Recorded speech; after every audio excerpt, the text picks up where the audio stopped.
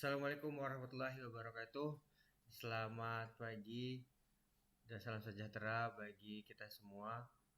Pada kesempatan kali ini, kami dari kelas kemitraan Universitas Gadjah Yana Malang beserta uh, Wilmar International Plantation yang ada di Kalimantan Tengah, selaku siswa mitra akan memberikan presentasi mengenai ujian tengah semester untuk jurusan Sistem Informasi mata kuliah Etika Profesi Universitas Gadjah Yana Malang untuk Fakultas Teknik dan Informatika.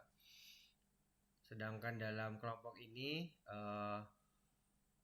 yang bertugas menyusun laporan dari tugas UTS ini adalah saya sendiri, Andri Sugianto, dengan nomor NIM 2151027 dan juga Burhan dengan nomor NIM 21510037. Di mana untuk tema yang kami ambil adalah perihal dengan illegal content.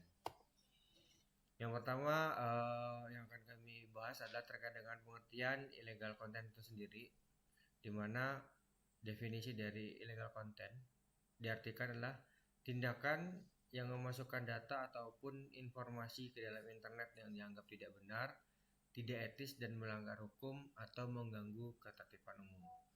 Sebagaimana contohnya seperti pembuatan berita bohong atau hoax ataupun juga fitnah yang dapat menghancurkan martabat ataupun harga diri dari pihak lain. Nah, dapat juga dilakukan hal-hal seperti yang berkaitan dengan pornografi ataupun memuatan suatu informasi yang bersifat mengganggu informasi kerahasiaan negara, agitasi, propaganda ataupun melawan pemerintah. Hal ini juga berkaitan dengan dasar hukum terkait dengan tindak pidana, di mana tindak pidana terkait dengan kejahatan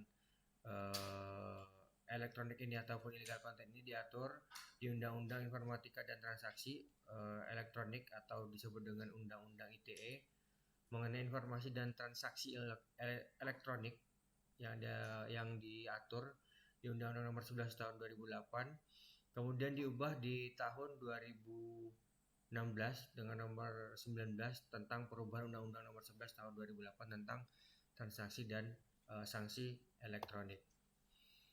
Adapun studi kasus yang diambil dalam mata kuliah ini adalah suatu pemberitaan yang kami ambil di salah satu website yang ada di halaman internet perihal adanya harimau Sumatera yang kembali menampakkan diri di suatu perkebunan kelapa sawit, di sini PT Surya Brastena Plantation di Pelalawan Riau. Nah, dalam pemberitaan di sini secara subjek pemberitaan diberitakan bahwa adanya hewan endemik harimau endemik yang ada di Sumatera, yaitu menampakkan kembali di suatu perkebunan kelapa sawit.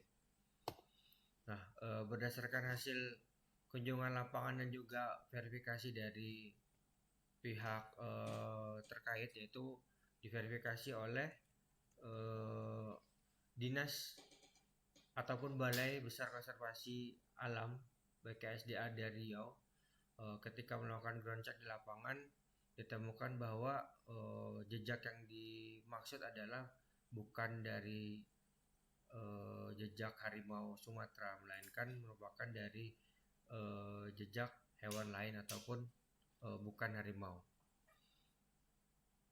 Sedangkan terkait dengan dampak positif dan negatif dari kasus tersebut, yang pertama adalah terkait dengan dampak positif, adanya pemberitaan media massa yang juga diverifikasi oleh dinas terkait.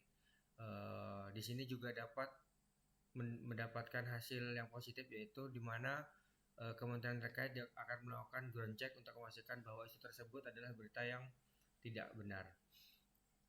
Yang berikutnya terkait dengan dampak-dampak negatif yang dihasilkan dari pemberitaan hoax seperti subjek sebelumnya adalah yang pertama akan memberikan persepsi negatif terhadap perkembangan perkebunan kelapa sawit yang diisukan mengganggu habitat endemik. Kemudian yang kedua, kurangnya literasi dari pembaca dalam mencari sumber berita yang didapatkan akan berdampak juga negatif terhadap pembacanya dan juga perkebunan kelapa sawit itu sendiri. Sedangkan menurut pendapat kami terkait dengan kasus tersebut, kami melihat bahwasanya literasi media massa saat ini belum sepenuhnya menjadi konsen daripada para pembaca, sehingga sumber-sumber pemberitaan yang didapatkan dari media massa, baik dari halaman-halaman website ataupun konten-konten di beberapa aplikasi-aplikasi komersil,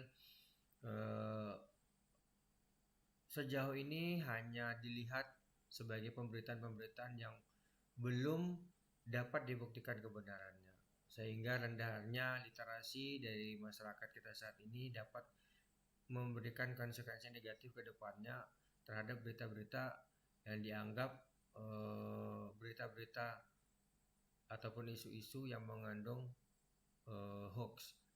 Sehingga yang dapat kita lakukan adalah pemerintah melalui pihak berwajib ataupun yang berwenang, dalam hal ini dari pihak Kominfo, kemudian juga dari pihak media massa dan juga dari pihak kepolisian dan stakeholder terkait, dapat memberikan sosialisasi kemudian juga penyampaian terkait dengan hukum ataupun konsekuensinya terhadap pemberitaan-pemberitaan yang berkaitan dengan pemberitaan bohong.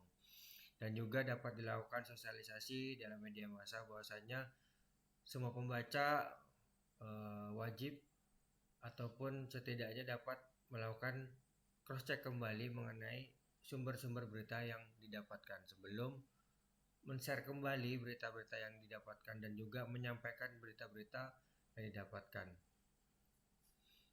Demikian penyampaian dari kami, presentasi dari kami perihal tugas ujian tengah semester untuk mata kuliah etika profesi, di mana topik yang kami ambil adalah illegal content. Pada kesempatan kali ini kami juga memohon maaf apabila dalam penyampaian ataupun literasi yang kami sampaikan seutuhnya belum sempurna, karena masih banyak sumber-sumber lain yang dapat dijadikan rujukan ataupun juga didapatkan menjadi sanggahan dalam pemberitaan ini. Sehingga dengan kekurangan ini sekali lagi kami mengucapkan mohon maaf sebesar-besarnya. Demikian yang dapat kami sampaikan. Terima kasih.